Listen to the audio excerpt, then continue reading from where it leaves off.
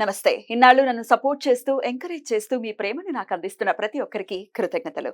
అలాగే ఈ వీడియో కూడా ఖచ్చితంగా మీకు ఉపయోగపడుతుంది. లైక్, షేర్ అండ్ సబ్స్క్రైబ్ చేసి మీ సపోర్ట్‌ని నాకు అందించండి. అలాగే ఈ వీడియో పట్ల మీకున్న అభిప్రాయాన్ని కామెంట్ సెక్షన్‌లో కామెంట్ చేసి తెలియజేయండి. ఇప్పుడు వీడియోని చూద్దాం. జ్యోతిష్య శాస్త్రం ఒక అద్భుతం. వేదాంగమైన జ్యోతిష్య శాస్త్రం అనేటువంటిది మానవ జీవన గమనానికి ఒక వరం. జ్యోతిష్య శాస్త్రం నీ జీవితంలో వెలుగునింపే ఒక భాష. ఆ భాష నీకు అర్థమైతే ప్రకృతి నీతో మాట్లాడుతుంది. అస్ట్రాలజీ నేర్చుకోవాలి అనుకునే వారికి అద్భుత అవకాశం. మురళీధర శర్మ గారి అస్ట్రాలజీ క్లాసెస్ అతి త్వరలో మొదలు కాబోతున్నాయి. 100% జాబ్ గ్యారంటీ. వివరాల కొరకు సంప్రదించండి. నమస్తే, వెల్కమ్ టు అవర్ ఛానల్. నేను పద్మిని. ప్రస్తుతం పాటు ప్రముఖ ఆధ్యాత్మికవేత్త, ఆస్ట్రాలజర్, అలాగే లైఫ్ కోచ్ సుధా గారు మనతో పాటు ఉన్నారు. మాట్లాడదాం. సుధా గారు నమస్తే అండి. నమస్కారం పద్మిని. సుధా గారు రాశి ఫలాలు చెప్పబోతున్నారా? అవునవును, మరి వచ్చేది అందరికి ఇంట్రెస్ట్ అదే కదా, మరి చాలా ఇంట్రెస్ట్. సో రాశి ఫలితాలు ఆగస్ట్ నెల 1 నుంచి 31 వరకు మొత్తం నెల మాట్లాడుకుందాం. ఫస్ట్ ఎప్పుడైనా రాశి ఫలాలు మాట్లాడుకున్నప్పుడు మనం గోచారం మాట్లాడుకోవాలి, ఇంకా తప్పదు.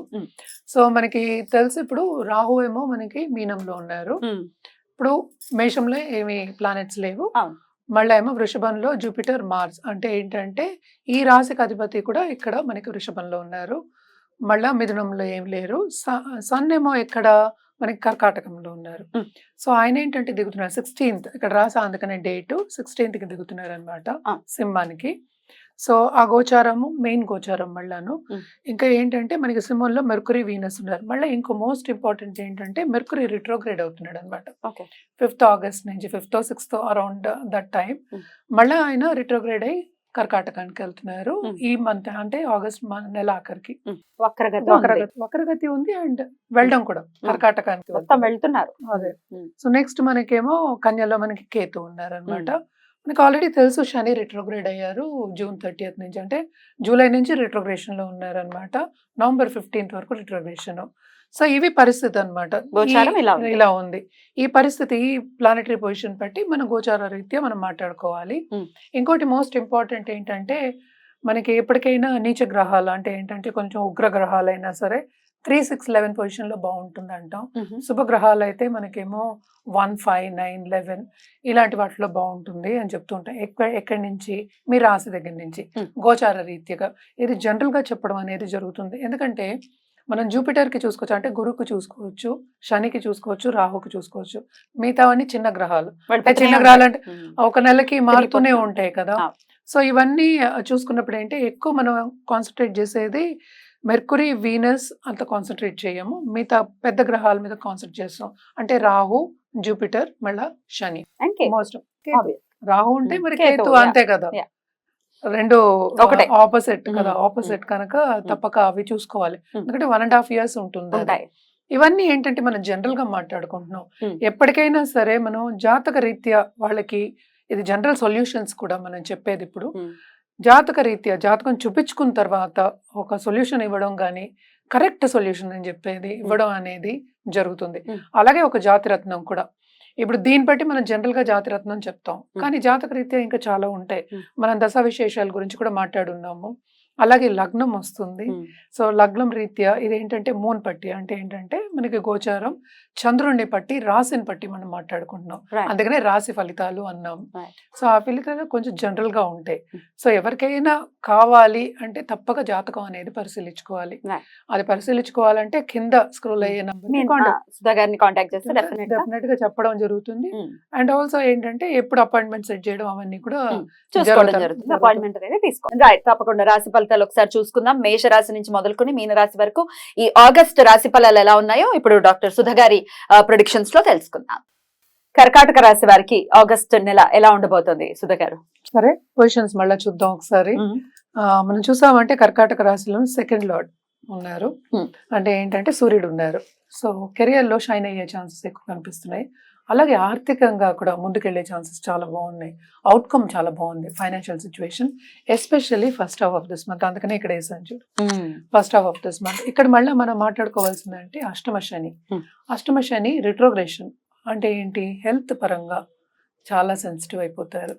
ఇప్పటి వరకు బాగుంది, చాలా బాగుంది అనుకునే వాళ్ళందరికీ శ్రమ అనేది అధికపడతారు. అంటే యాంగ్జైటీకి గురయ్యే ఛాన్సెస్ ఎక్కువ ఉన్నాయి. ఇప్పుడు అష్టమ శని ఏం చేస్తారు, ఏల్ నట్స్ అని లాగే ప్రెషర్ అనేది ఇస్తారు. దేంట్లో మనం చేసే పనులు ఫస్ట్. అది ఇంట్లో అవ్వచ్చు, లేకపోతే ఇప్పుడు కెరియర్ పాయింట్ ఆఫ్ వ్యూలో అంటే బయటికి వెళ్ళి పని చేసేయడం. సో ఆర్థిక పరిస్థితిలో కొంచెం మెరుగుపడే chances first half of this month ఉన్నాయి.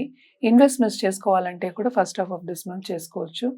అలాగే సెకండ్ హౌస్లో మనం చూసామంటే 12th లార్డ్ అంటే 12 ఇక్కడ కూర్చుని ఉన్నారు. కూర్చుని ఉంటే ఏమవుతుంది, ఖర్చులు అధికం. సింపుల్, ఖర్చులు చాలా చాలా అధికం అవుతాయి. అలాగే ఏంటంటే 12th and also 3rd lord అయ్యారు మెర్క్యూరీ. సో ఇక్కడ 4th లార్డ్ కూడా ఉన్నారు కనుక కొంచెం కంఫర్టబుల్. అందుకనే ఫస్ట్ హాఫ్ ఆఫ్, ఎందుకంటే రిట్రోగ్రేషన్కి వెళ్తున్నారు మళ్ళీ ఆగస్ట్లోనే, ఫస్ట్ వీక్ ఆఫ్ ఆగస్ట్లోనే రిట్రోగ్రేషన్కి వెళ్తున్నారు. సో మళ్ళీ సెకండ్ హౌస్ని చూస్తారు కనుక ఖర్చులు అనేవి second half of this month చాలా ఎక్కువ అవుతాయి అని చెప్పడం జరుగుతోంది. హెల్త్ సెన్సిటివ్ బికాస్ ఆఫ్ శని. 9వ ఇంట్లో రాహు ఉన్నారు. సో రాహు ఏం చేస్తారు, మంచి ఇవి దారి చూపిస్తాడు, అంటే భాగ్యానికి దారి చూపిస్తారు. కానీ ఏమవుతుంది, అక్కడ అడ్డంగా ఆబ్స్టకల్ పెడతాడు. ఆ రాహు అంటేనే మాయ, ఒక స్క్రీన్ పెట్టినట్టే కదా అలాగా. సో కమ్యూనికేషన్ స్కిల్స్ అవన్నీ బాగుంటాయి, కొత్త సబ్జెక్ట్స్ నేర్చుకునే ఛాన్సెస్ ఎక్కువ ఉన్నాయి. కానీ ఏంటంటే దాంట్లో అభివృద్ధి చెందుతారు ఈ నెల అని చెప్పలేము, కొన్ని ఆబ్స్టకల్స్ అనేవి తప్పవు అనమాట. దాంపత్య జీవితం, ఎందుకంటే దాంపత్య జీవితం సెకండ్లో మనకి వీనస్ ఉన్నారు కనుక దాంపత్య జీవితం చాలా బాగుంటుంది, అనుకూల పరిస్థితి అని చెప్పుకోవాలి. అలాగే ఏంటంటే అందరినీ కలవడం, ఫ్రెండ్స్ని రిలేటివ్స్ని కలవడం, హ్యాపీగా ఉండడం అనేది జరుగుతుంది.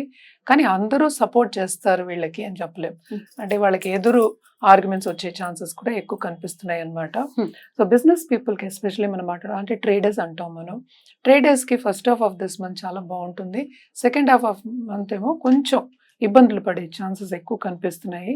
అండ్ ఆల్సో ఏంటంటే మోస్ట్ ఇంపార్టెంట్, ఎవరితోనూ ఆర్గ్యుమెంట్స్, విభేదాలు పెట్టుకోకూడదు అనేది మోస్ట్ ఇంపార్టెంట్. దాంపత్య జీవితంలో అనుకూల పరిస్థితి కనుక కొత్తగా పెళ్ళైన వాళ్ళు ఉంటారు కదా, వాళ్ళు అడ్జస్ట్మెంట్ పీరియడ్ కింద తీసుకుని ముందుకు సాగచ్చు అనమాట. బాగుంటుంది, హ్యాపీగానే ఉంటారని చెప్పాలి. అలాగే ఏంటంటే ధర్మక్షేత్రాలు సందర్శించే ఛాన్సెస్ ఎక్కువ కనిపిస్తున్నాయి వీళ్ళకి, ఎందుకంటే 9th రాహు. సో వెళ్ళే ఛాన్సెస్ ఎక్కువ ఉన్నాయి. అంటే ఏంటి, పుణ్యనది స్నానాలు అని చెప్తూ ఉంటాము.